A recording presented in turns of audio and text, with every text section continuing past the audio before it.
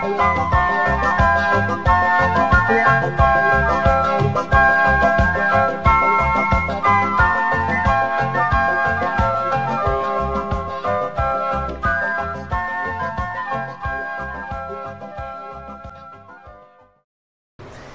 datang atau kita memberi perhatian pada bagian pembacaan kita hari ini. Sebuah bahan perenungan yang panjang dan biasanya itu sudah ada tema perenungan dari sinode. Saya akan baca untuk kita temanya begini. Dari seluruh bacaan itu, Yerusalem surgawi hadir dalam bangsa Israel dan gereja sebagai Israel baru. Panjang juga ya, saya kasih pendek saja. Tema perenungan kita hari ini, gereja sebagai Israel baru. Supaya pendek tapi tetap sesuai dengan apa yang ditetapkan. Bapak Ibu saudara-saudara yang terkasih, beberapa hal perlu kita dasari atau awali sebelum kita memasuki perenungan dari bagian ini. Yang pertama, kitab-kitab di dalam Alkitab itu tidak semuanya memiliki teori atau tidak semuanya sama dalam hal penafsiran. Jadi kalau kita mau menafsir kitab-kitab Taurat misalnya, kitab Taurat 5 kan, itu dia akan berbeda dengan ketika kita mau menafsirkan surat-surat Paulus.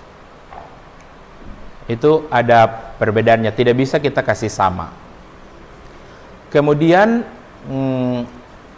kalau kita mau tafsir kitab nabi-nabi, kitab nabi-nabi itu juga ada banyak ya, ada nabi-nabi yang terdahulu, ada nabi-nabi kemudian nabi-nabi yang kemudian ini juga dibagi dua kan, ada nabi-nabi besar, nabi-nabi kecil. Jadi itu pun juga cara tafsirnya beda-beda, ada caranya sendiri, jadi tidak bisa sama. Nah demikian pun ketika kita mau menafsir kitab Wahyu, itu tidak bisa sama dengan yang lain. Nah, mengapa demikian? Karena Wahyu ini berbicara tentang hal yang lain juga. Yaitu, ya kita tahulah bahasa Indonesia Wahyu ya, sesuatu yang ditampilkan untuk menggambarkan hal-hal yang masih belum jelas. Nah, itulah makanya nama kitab ini Wahyu. Menafsir kitab Wahyu itu kita akan diperhadapkan dengan teori-teori simbol. Jadi kalau dia tulis di situ tentang tanduk, tidak bisa kita tafsirkan oh itu berarti tanduk kerbau atau tanduk sapi, tidak bisa. Kalau dia tulis di situ tentang kata Roma, tidak juga berarti kekaisaran Roma atau seluruh hal-hal yang berkaitan dengan Roma. Nah, dengan dasar itu Bapak Ibu, kita masuk dalam Wahyu 21 sampai 22. Mengawali bagian pembacaan ini, ada gambaran dari yang menulis surat Wahyu, kita tahulah, saya tidak perlu jelaskan. Ada gambaran secara singkat sebuah penampakan surga yang turun ke bumi, yang dalam istilah ini disebut sebagai Yerusalem yang baru. Jadi Yerusalem yang baru di dalam bagian pembacaan ini dianggap adalah penampakan surga yang turun. Nah, penyampaian itu sesungguhnya adalah sebuah informasi yang sekarang kita bilang hoax, itu tidak. Bapak Ibu, maksudnya logat yang tadi saya pakai itu sedikit macam logat Wamena, ya itu sorry. Informasi ini bukan informasi hoax begitu. Mengapa? Karena disampaikan oleh ada 7 malaikat.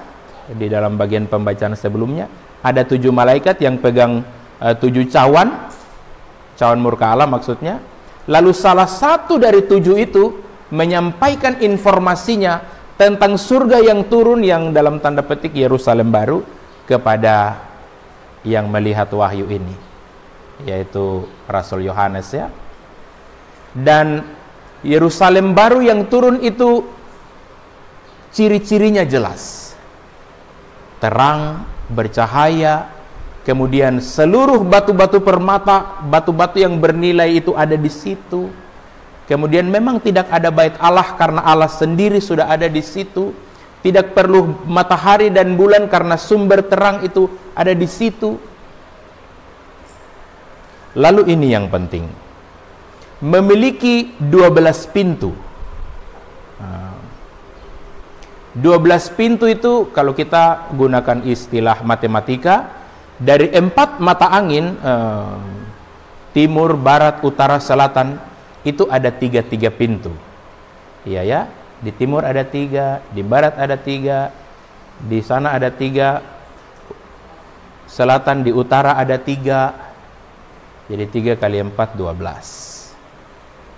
Apa maknanya Bapak Ibu? Itu maknanya adalah Yerusalem yang turun dari surga itu adalah Yerusalem yang sesungguhnya dapat dimasuki oleh seluruh manusia di seluruh dunia. Itu kan dari 4 mata angin itu kan ada semua pintunya. Jadi tidak tertutup untuk orang-orang tertentu saja. Saya menafsirnya begitu. Dan Yerusalem yang turun itu adalah sebuah kerajaan yang benar-benar bernilai mulia di hadapan di dunia, tapi dibangun di atas dasar, di situ dibilang batu yang menjadi dasarnya itu ada 12 yang merujuk kepada 12 nama rasul. Artinya Bapak Ibu, surga yang turun atau Yerusalem baru itu hadir dan dengan kemuliaannya itu oleh karena dasar pemberitaan para rasul. Apa yang mereka beritakan yaitu Injil atau kabar baik. Nah, kemudian ya di seluruh pintu itu ada batu-batu mulia dan sebagainya. Semua ini sebenarnya merujuk kepada Bapak Ibu sebuah persekutuan yang mulia. Itu seharusnya menjadi sebuah persekutuan yang turun dari surga. Dan kalau merujuk kepada tema perenungan kita yang sudah saya singkatkan, yaitu gereja sebagai Israel baru. Israel baru itu diumpamakan di dalam Wahyu 21 ayat 9 sampai 27 itu. Maka kalau Israel baru adalah gereja atau Yerusalem yang baru itu adalah sebuah kerajaan yang turun dari surga, maka secara sederhana dapat kita perumpamakan gereja itu seperti itu. Gereja itu seharusnya adalah sebuah persekutuan mulia yang dibangun di atas pemberitaan para rasul. Itu pengakuan GKI kan begitu ya. Gereja Kristen Injili di tanah Papua adalah persekutuan yang dibangun di atas pemberitaan para rasul dan nabi, dan Yesus Kristus adalah batu penjurunya. Gereja adalah sebuah persekutuan yang turun dari surga, yang di dalam kemuliaannya itu terjadi atas dasar pemberitaan firman. Dan gereja seperti Yerusalem atau Yerusalem baru yang memiliki memiliki 3 pintu di setiap arah mata anginnya. Gereja yang turun dari surga itu harus menjadi suatu wadah, tempat semua orang dari seluruh penjuru dunia, dari mana saja datang bersekutu di sana. Untuk apa? Untuk menikmati kemuliaan Tuhan, untuk menikmati kemuliaan persekutuan, untuk menikmati hadirnya Tuhan sumber terang, sumber segala sukacita dan damai. Persekutuan yang disebut gereja sebagai Israel baru adalah sebuah persekutuan yang seharusnya menjadi tujuan dari setiap orang. Mereka datang ke sana untuk menikmati hal-hal surgawi. Secara sederhana, saya umpamakan seperti itu, Bapak Ibu. Dengan demikian, maka sebagai gereja kita hari ini, kita harus menyadari bahwa gereja atau persekutuan adalah tempat bersekutunya semua orang. Dari berbagai latar belakang, dari berbagai tempat, dari berbagai konsep berpikir, dari berbagai macam budaya. Supaya di dalam kebersamaan yang penuh sukacita dan penuh dengan keragaman itu, semua orang yang ada di dalam persekutuan itu menikmati suasana surga. Konsep gereja harusnya begitu. Pertanyaannya adalah, apakah hari ini gereja seperti itu? Yang sebenarnya kita sudah baca tadi, Tuhan menganugerahkan gereja supaya semua orang bisa datang menikmati kehadiran Tuhan. Nah, pertanyaan tadi, apakah hari ini gereja begitu? Atau gereja itu menjadi sebuah persekutuan yang khusus? Ini saja kamu, yang lain tidak usah. Atau seperti apa? Kalau telah tersedia pintu dari berbagai penjuru mata angin, apakah ada orang-orang yang berusaha menutup pintunya? Itu juga perlu kita renungkan hari ini. Saya yakin tidak ada. Atau ketika, bisa ditafsir dalam versi lain, atau ketika seluruh 12 pintu terbuka, jangan sampai pintu sudah terbuka terus ada yang tidak mau datang. Itu bisa juga. Tapi konsep itu tidak sama dengan konsep corona ya. Konsep corona kemarin ibadah, ada yang bilang pintu ditutup. Hari Minggu gereja pintu tutup, tapi saga buka, pasar buka. Ya itu tidak bisa begitu. Pertama, konsep ini tidak sama dengan beberapa tahun lalu ya, 2 tahun lah, 1 tahun lalu. Karena ibadah tetap berjalan, tapi kita harus tetap pada protokol kesehatan ya. Tapi konsep ini seperti itu, Bapak Ibu. Kita diperhadapkan dengan 3 pertanyaan di awal. Apakah gereja sekarang menjadi tempat seluruh orang datang untuk menikmati suasana surga? 2, apakah ada, karena pintunya sudah dibuka, apakah ada yang berusaha mau menutupnya? Yang ketiga, apakah pintu-pintu dibuka tapi ada yang tidak mau datang? Itu tentang pintu. Tapi kalau kita baca bagian berikut, Bapak Ibu, suasana yang mulia di dalam gereja itu bukan saja nampak dan berdampak untuk manusia, tetapi juga ada sungai air kehidupan, kalau baca istilahnya begitu. Sungai air kehidupan yang berakibat atau yang mengakibatkan pohon-pohon yang berdiri di samping tepi-tepi sungai itu selalu berbuah setiap bulan. Daun-daunnya menjadi obat. Ini juga berarti gereja sesungguhnya bukan saja sebuah persekutuan yang turun dari surga untuk manusia, tapi juga untuk alam, untuk lingkungan.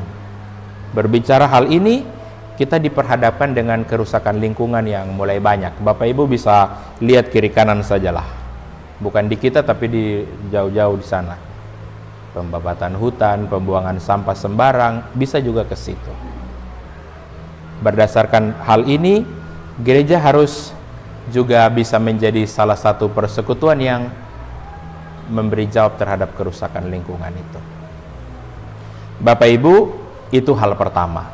Hal yang kedua yang penting bagi kita dan yang menjadi akhir dari perenungan ini adalah, 1, kita merujuk kepada gereja kita, Gereja Kristen Injili di Tanah Papua. Kalau gereja sebagai Israel baru, maka mari kita memperuncingnya GKI sebagai Israel baru. Ini harus diawali dengan ketegasan. Sebenarnya gereja itu tidak benar-benar sama box to box begitu dengan Israel ya, atau Yerusalem. Itu tidak sebenarnya. Apalagi negara kita tidak memiliki hubungan kerjasama dengan negara itu. Israel dan Indonesia sepertinya belum ada kerjasama. Itu juga perlu kita pakai sebagai dasar. Tapi yang jelas, kalau Israel baru itu adalah sebuah persekutuan mulia yang turun dari surga, di mana kemuliaan Tuhan nampak di dalamnya, maka GKI harus menjadi persekutuan semacam ini.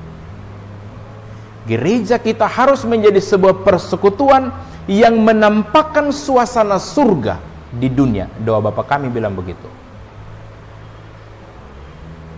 Di mana di dalamnya terdiri dari berbagai macam orang dari seluruh penjuru dunia, dan keberagaman di dalamnya tidak boleh menjadi sesuatu yang mengancam perpecahan.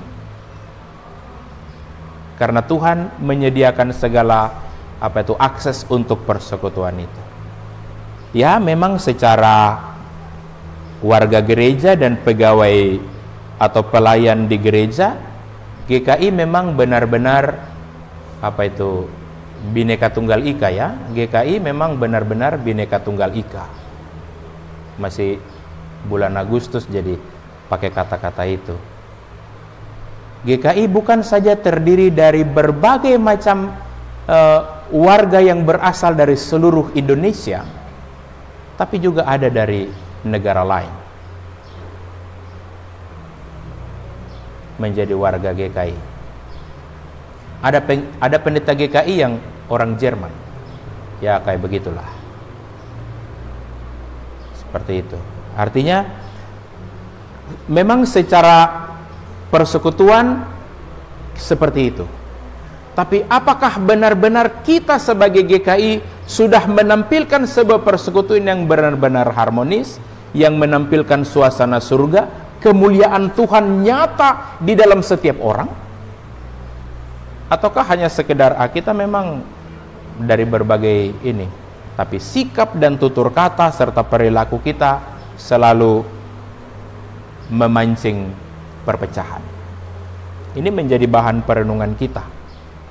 Kita sebagai GKI harus menjadi sebuah persekutuan yang mulia, yang turun dari surga, yang mendamaikan situasi yang tidak damai, yang menganugerahkan suasana sukacita di tengah-tengah ketidaksukacitaan, yang mengobati suasana persekutuan yang mulai rusak selama ini. Itu menjadi bahan perenungan kita. Selama ini memang kita menganggap hanya gereja saja yang adalah lembaga yang dipilih Tuhan. Tapi Roma bilang tidak. Kitab Roma bilang Tuhan juga memilih pemerintah untuk mengurus keamanan dan urus perut, pemerintah. Untuk mengurus hati dengan Tuhan, gereja. Kan Roma bilang begitu. Makanya waktu corona pemerintah bilang begitu, kita juga ikut karena mereka yang ahli. Ya itu. Hari ini Bapak Ibu Saudara-saudara, kita diingatkan tentang persekutuan. Gereja-gereja hari ini itu ada dalam kondisi bermasalah dengan persekutuan. Warga jemaat kita misalnya 300 orang, yang hadir setiap hari Minggu 70 orang. Banyak memang contoh ya, tapi yang 230 mana? Begitu. Itu krisis persekutuan. Mari kita jadikan situasi ini sebagai bahan perenungan berdasarkan nats bacaan kita. Apakah mereka tidak datang dalam ibadah itu? Mungkin karena persekutuan ini belum menjadi sebuah persekutuan yang seperti Israel baru yang turun dari surga. Atau kenapa?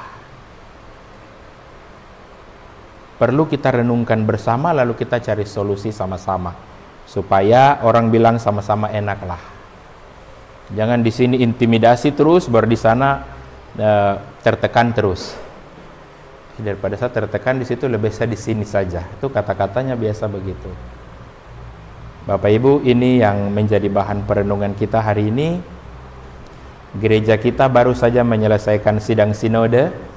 Badan Pekerja sekarang sebutannya Badan Pekerja Sinode, dan kita terus menggumuli gereja kita bersama supaya gereja kita ini bisa terus menjadi sebuah persekutuan yang benar-benar turun dari surga, yang menampilkan kemuliaan Tuhan bagi seluruh warganya, tapi juga bagi seluruh orang di sekitar kita, tapi juga bagi lingkungan di mana GKI ada. Supaya tanah Papua ini terus penuh dengan kemuliaan Tuhan, supaya nama Tuhan terus dikenal. Tuhan memberkati kita semua. Amin.